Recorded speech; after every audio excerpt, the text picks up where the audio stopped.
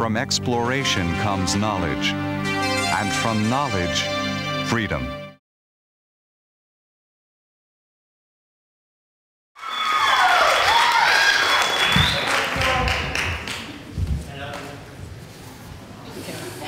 Sorry if my little accent sticks out sometimes.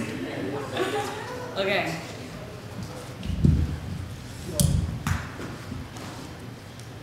As if the world was spinning around in a man's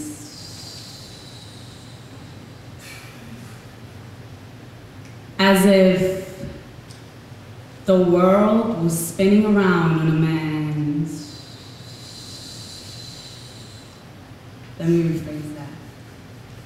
As if the world was spinning around in a man's finger, as if the earth was the center of the universe and not the sun, as if men were never created to be sons, as if we meant nothing to the disregards of our current humanity. Sometimes I sit here and scream of insanity as I watch the 13-year-olds out the block being vulnerable to our 29-year-olds, while the 52-year-old mothers sit back and relax while watching stupid soap operas on Univision 41.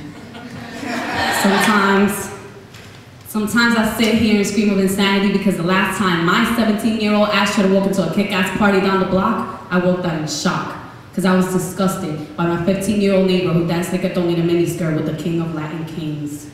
Sometimes I want to think and say that women are queens, but the thing is that at times my words tend to vanish into the nothingness that embodies the brains of these girls I dare to call ladies. I know life is not a fairy tale, everything seems unfair, so through these words, I'm about to give my fair share because sometimes I want to tell this little girl how much I care and that this is unfair, she can do better because she is clever, and never do I want to see her in the hands of the king. That is one thing I do not wish to tolerate. Sometimes as my words fade away, she looks into my eyes and I look away, and as my hands touch her hands, she inhales and exhales the air that gives her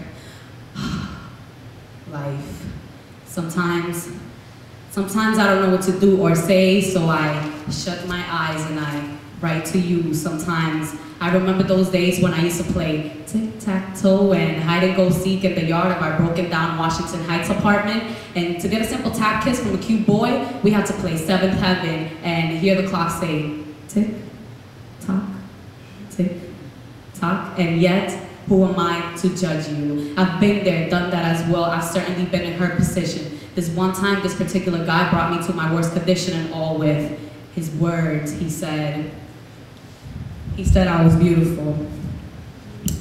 He said I was beautiful and prettyful and wonderful in every way. He said I was lovelyful and sincereful and fucking fruitful like a basket full of fresh, succulent passion fruit picked out at dawn. He said I was all because I was nothing he never wanted to have, and his heart was broken in half because I was no longer there at dusk. He said I was funky. He said I was fresh. He said I was passion in the flesh, and all I could say was thanks. He said all the right things. He said I was beautiful. He said I was beautiful and prettyful and wonderful in every way, and I believed him. But then I snapped back into reality and thought about all that he said. I thought about the fact that in the flesh, he wasn't as pure as his words. So, honey, at 15 years old, you shouldn't be thinking of ways of how your underage booty can cuss his underage penis an unforgettable erection. Take another look at your reflection. Give value to your body and your mind. Discover that you are worthless. There's nothing that can measure you. Allow humanity to value all the things that makes you, because sometimes we need to give some power to women. Sometimes we need to give some power to the birth makers, the pain takers, the love sakers, the goddesses of us humans who are unappreciative of you, all of you women. Thank you.